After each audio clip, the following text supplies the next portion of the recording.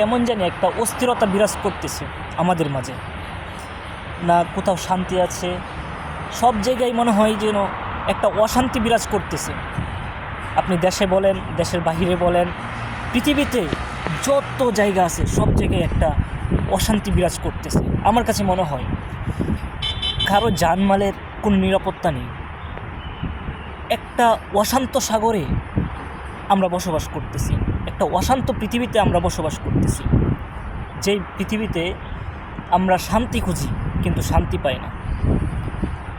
কে কাকে কোথায় মারতেছে, কে কাকে কোথায় ধর্ষণ করতেছে, কারো নিরাপত্তা কেউ এক সেকেন্ডের জন্য দিতে পারে না। আমার নিরাপত্তা, আমি এখানে দাঁড়িয়ে আছি, আমার নিরাপত্তা কোথায়? আপনার নিরাপত্তা কোথায়? আমার ভাই বোনদের নিরাপত্তা কোথায়? পলিটিক্যালদের নিরাপত্তা কোথায়? কেউ জানে না। যার যেভাবে মন চায় সে ওইভাবেই চলতেছে। বর্তমানে বাংলাদেশটা এরকম হয়ে গেছে যে মানুষ এখন একটা পা ফেলতেও ভয় পায়। আর কিছু মানুষ মানে অশৃঙ্খল হয়ে গেছে, অশান্ত হয়ে গেছে। এই অশান্ত হওয়ার পিছনে কারণ কি? কারণ হচ্ছে একটাই, টাকার নেশা, ক্ষমতার দাপট আর ব্ল্যাকমেল। বুঝছেন? এই দু তিনটা কারণেই পৃথিবীটা অশান্ত হয়ে গেছে। কেউ আছে টাকার নেশায়, এই অশান্ত করতেছে পৃথিবীটাকে, দেশের মানুষকে অশান্ত করতেছে। আর কেউ আছে ব্ল্যাকমেল করার কারণে, আর কেউ আছে ক্ষমতার লড়াই, কার কতটুকু ক্ষমতা চাই।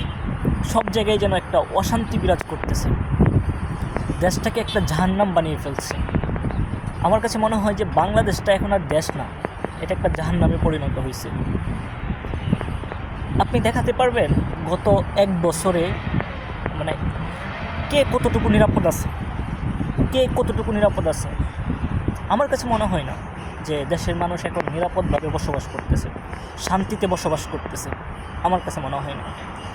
কেউ ব্ল্যাকমেলের শিকার হচ্ছে, কেউ খুন গুম ধর্ষণের শিকার হচ্ছে, কেউ যার যেভাবে মন চাই সেভাবেই দেশটাকে পরিচালনা করতেছে। দেশে না আছে কোনো বিচার আচার, না আছে আইনশৃঙ্খলা বাহিনীর মানে সুনির্দিষ্ট কোনো পরিকল্পনা, কিছুই নাই আমার কাছে মনে হয়। যাই হোক, সকলেই ভালো থাকুক, দোয়া করি। দেশের মানুষের জন্য ভালোবাসা অবিরাম সবসময় থাকে, সবার জন্যই ভালোবাসা থাকে, ভালোবাসা থাকবে, এটাই স্বাভাবিক। বুঝছেন? ভালো থাকবেন। আল্লাহ হাফিজ।